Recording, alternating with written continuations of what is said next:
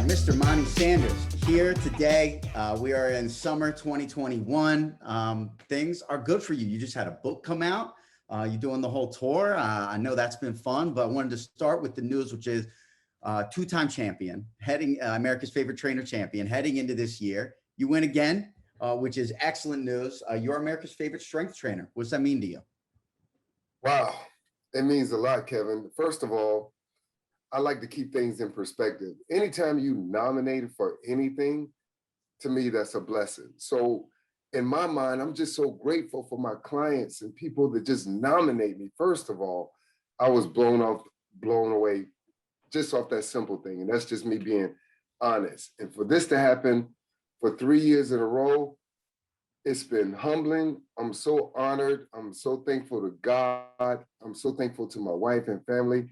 And I'm so thankful to these clients in a busy world, Kevin. You know this, people are busy, family times, back to work. We're in a pandemic, but yet people took the time out of their day to stop and vote for me, and some wrote a review. So much gratitude in my heart, man. It's been amazing. Yeah, absolutely. I mean, it's really, really great to see the impact some people talk about you making your lives. And obviously being a personal trainer, you get to do that. Just I'll just read a couple comments. Monte, you've changed my life. Monte, you are an inspiration. Remember, what you give comes back tenfold. Sounds like that might be some words of advice you've given some folks. Yes, I like to tell people a lot of times the way you treat others, man, really make a difference. And so I'm a firm believer in the energy you put out, that's what you receive. And I'm also a firm believer in only what you do for people will last in this world. You can impress people all day, but the impact that you have on their lives, to me, that's legacy. And to me, Kevin, I attribute that to really separate me in this trainer world that's so saturated with millions of people. Yeah. Sure, if somebody want to lose 20 pounds, that's great. You could put them on a program, they stay consistent, they could do it. Or like in my category of strength training, if someone wants to get stronger, we can create a program to help them get stronger in all areas of their body. But to have people change their dealing with their mentality, their bodies, as well as their spirit is everything to me. When you could leave me and say, you know what, I met my physical goal, but I feel like I'm a better person, to me, that's everything. I want to walk through how you got here, because I think it's an interesting story. When tell me about the very first time you can remember thinking about your fitness. Wow. That goes back to a time where I was dealing with really trying to find myself and really trying to really ask God, what's my purpose in life? And the loudest whisper came, Kevin, and it was, what do you do every day? And the one thing that I was doing every day, Kevin, as I thought about it, was that I worked out. So I just kept working out. There wasn't no other answer to it. I just kept working out. And just one day it kind of came to me, a good friend of mine say, hey, that's something you should think about doing on the side. You really got a good passion for it, you know? Personal training can really make good money on the side. But I just got so wrapped up into it. I started learning, then I got certified and learned so many intricate things about the body and how it works. It's something that I wanted to do full time. It's something that I wanted to do the rest of my life. So to make a long story short, lost a lot of friends, even lost some family, lost a lot of money. I left my other job, but I stayed in this, man. And 20 years later, here I am. What were you doing at the time that you decided personal training was a better route for you? Well, I was working in the bank, and I was a manager in the bank. I've been working in the bank for like 13 years. And so I was fine with the job. So that's where the suit game comes from. You had a strong suit game even before personal training. Okay. I had went to school, I had got the degree, and I had got the job. And growing up, that's what my parents taught us. Go to school, get a job, and get a degree and get a job. And I did that. But Kevin, what I found out was, even though the money was okay, it was something missing on the inside. I was okay at work, but when I left work, I just had a void. And I never understood what that feeling was. I finally had the job, finally had the degree. Yeah. And I just realized, man, that job wasn't bringing me fulfillment. It was bringing me money, but it wasn't bringing me fulfillment. And those are two different things. And I had to have that fulfillment. It's a feeling that no amount of money could pay. I know a lot of millionaires that have been miserable. Yeah. So the worst feeling is to finally get all that money and then realize that void that's been missing is still missing. So I found it, and that's in my purpose. It's like purpose really is the original intent of a thing. One of the purposes of my life is to work out and encourage people to get up, get moving, make healthier choices with their lifestyle, but also not just within their body, but their mind and their spirit. And to me, whatever comes with that, comes with that. But I've been so blessed to, wow, Amazon's bestseller list, America's favorite trainer three years in a row. And that's all a tribute, Kevin, to me really sticking with my purpose, refining it, go back, refocus, make changes here. It's a life journey, man, and I look forward to the rest of it. Yeah. What have the trainers in your life meant to you? You know, are there any people who were either your trainers first that you feel like you take things from? Hmm. That's a good question because I've been working out and been an athlete my whole life, and we just really listen to what the strength coaches say or the conditioning coaches. I think what happened with me, Kevin, I was able to be surrounded by good friends that enjoyed working out too, that were athletic. I think about the days of Eric Green with the Pittsburgh Steelers and Ernie Mills and Yancey Thigpen. All those guys, they were my friends. So we would work out. Like that was a part of our lifestyle. And so for me, I guess I've just been so blessed to be around good people that work out. That really is a lifestyle for me, Kevin. Like it's almost like if I don't work out for 2 or 3 days in a row, it's like some person that may be dealing with a drug issue. They go crazy. That's the way I feel when I don't work out. So I'm blessed to have connect my passion with my purpose. And to me, that's fulfillment.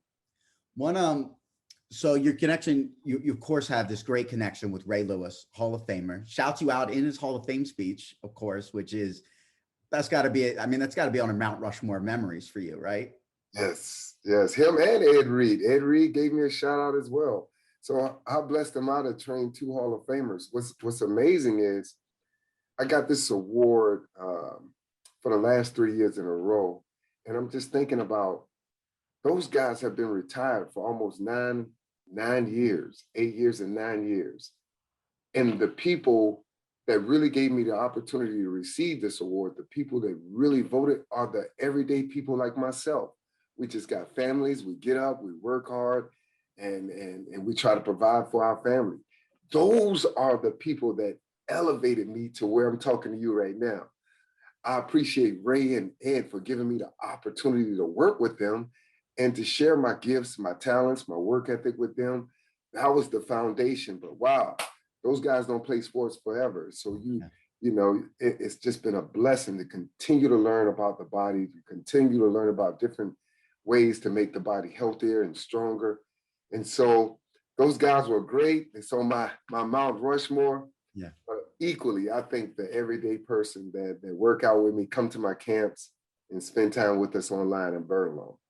What, one of the story goes that, you and Ray are doing a workout and it ends and he says, you're the only guy crazy enough to work out even harder than him. You talk about your work ethic. First of all, is that story true? Is that how it goes?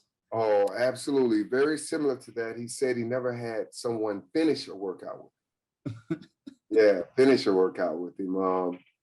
Leading up to meeting Ray for that workout, and you read the story in my book, I was running 6 miles a day. I was lifting, I was stretching.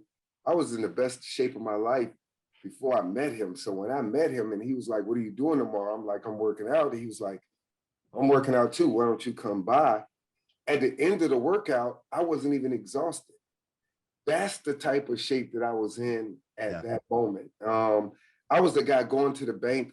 We had to be there at 8:30. I had to run 6 miles before I got to work, showered at the gym, put on my work clothes, go to the gym. After work, we get off at 5. I'm going to the gym. I'm running another 6 miles or lifting weights. I was that guy. So by the time I met Ray, you talking about opportunity, you know, preparation meeting opportunity. I was prepared for that opportunity. I didn't know that was going to be the opportunity, but I had already put in the work, man. And so I attributed that to, again, like you said, work ethic, but you can have a hard work ethic, but if you don't have passion connected to it, at some point, the motivation is going to be gone, the feeling is going to be gone. It's going to be a bad day. You don't feel like working out. But I was stuck with that thing, that one thing that I was going to get done regardless. I was obsessed with it. And you're talking about 20 years ago. And what an opportunity it created for me. The passion is the piece that gets cited so often with you, Monte, is someone who just it's beyond living it, right? It's like you have to, right? It's this you don't have a choice, right? You got to go for it. If you who do you think would give a better, more passionate halftime speech? Do you think is you or the athletes you train? Do you teach them on some of the passionate speeches? Well, I've given for about 10 years straight, I would call Ray and give him my little pregame speech every Sunday. I would leave it Saturday night. We had one rule, even if you're always grabbing your phone, don't check it until Sunday morning. So I would leave him messages based on the week before, what we had worked on, things that related to that. So it all would relate to that game. But it's just being authentic and being who you really are. It's not that I'm just out to give motivational speeches. I've done so much study on self-development and the things that it really takes for you to become a better version of yourself. And I just share it. And so, Kevin, I've spent years, over decades, man, where my life is get up, pray, work out, study, go to work. So when I tell people it's important what you're reading, I lived it. And so it's all about, I'm not all of a sudden this just smart guy. It's just that I've read so much, listened to so many audios dealing with the mind, body, and spirit, and I share them.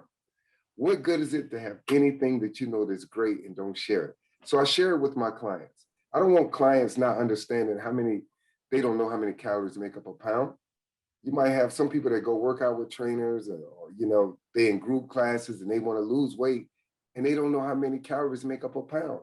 Well, I like to educate people on the things that I've learned and the things that I know so that we're all in this together. No one becomes great by themselves. And that's what I attribute this award to. It's not about me. Wow, it's about those clients that really cared enough to take the time to vote for me. How many calories in a pound? 3,500. 3,500. Yes. And it doesn't matter where those come from. It's just 3,500, right? Yeah. I try to tell them zero water has zero. So that's a good one if you're trying to lose some weight. Yeah. That's great. What obviously MBS Fitness Labs, talking about mind, body, spirit. What came about the creation of that? How did that get started? Because I was physically strong and I was spiritually dead. Remember that part I talked about, there was a void.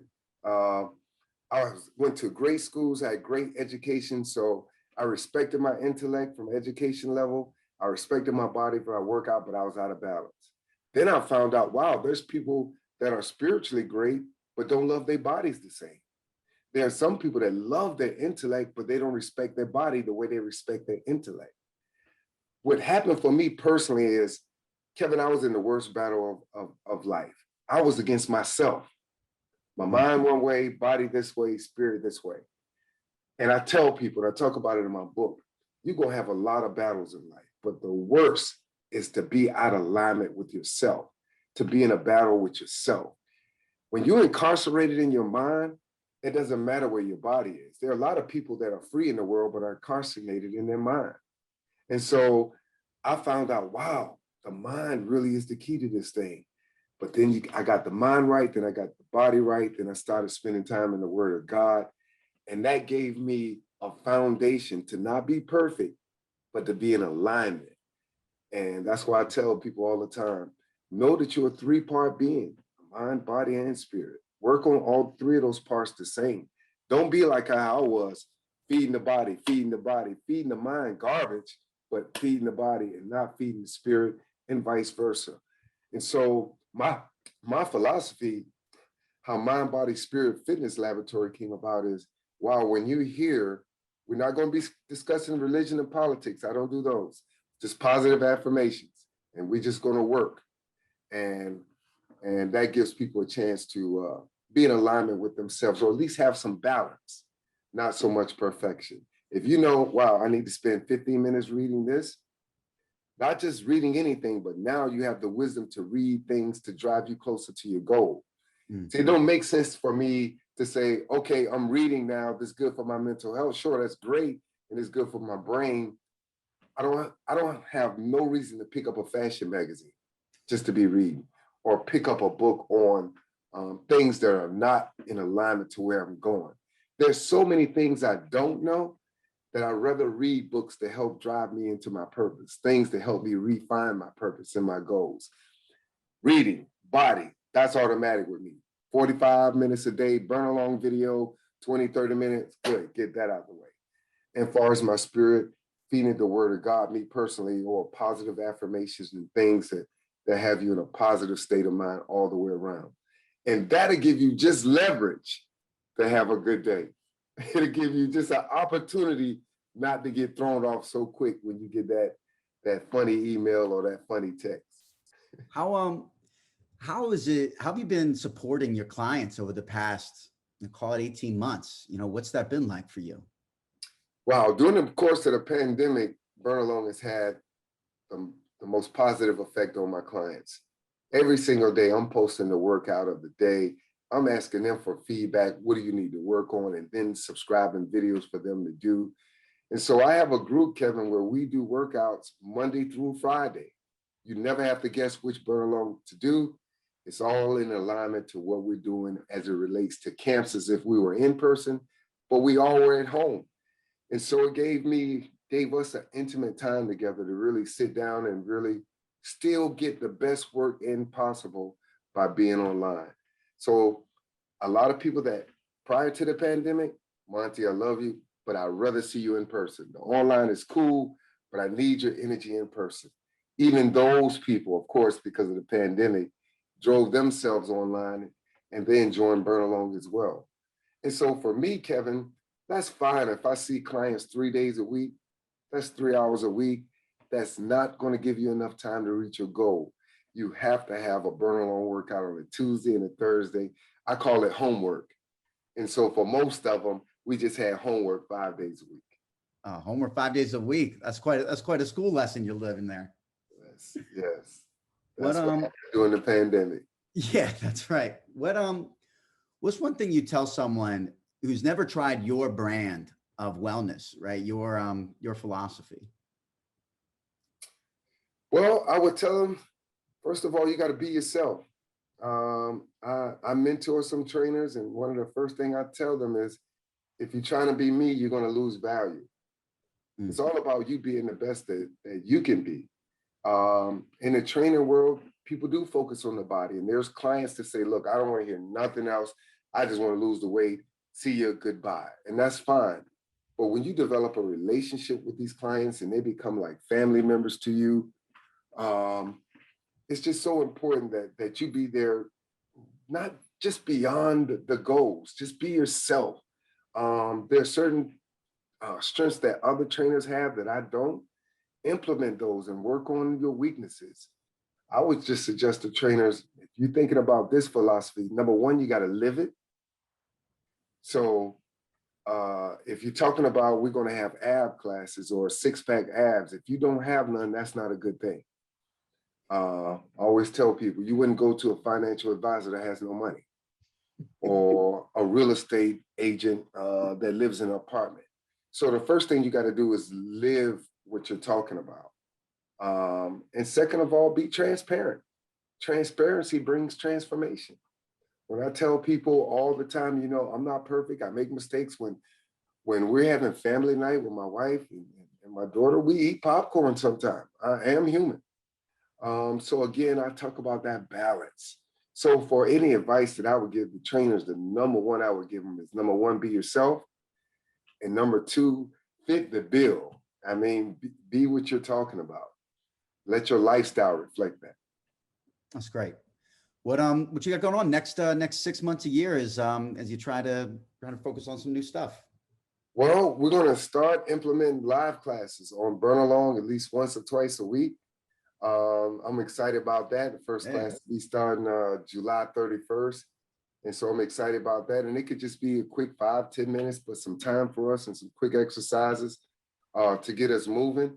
I'm looking forward to the presentation of my America's Favorite Trainer with a fireside chat of my book, The Power of You versus You. So they're putting together a night that we can have a fireside chat and they present me with the award. So I look forward to that. And I'm looking forward to an e-course that we're going to be giving out with Championship Mentality with Ray Lewis, an e-course on my book, The Power of You versus You, an e-course on training the trainers, finally sharing some of these principles of success that I've learned over the 20 years and even my failures that could help other trainers grow. So it's a lot going on, man. We're working. That's a lot. Yeah, I'm sure you, I don't know the last day you didn't have something going on, man. Well, hey, really appreciate you coming here. Power You versus You, Amazon bestseller list, America's Favorite Trainer on Burn Along. Monte, this has been great. Thank you very much, Kevin. Thank you for having me, my man. Absolutely, man. Be good. Hope the family's doing well. Take care, sir. You too. Likewise, man. Bye. All right.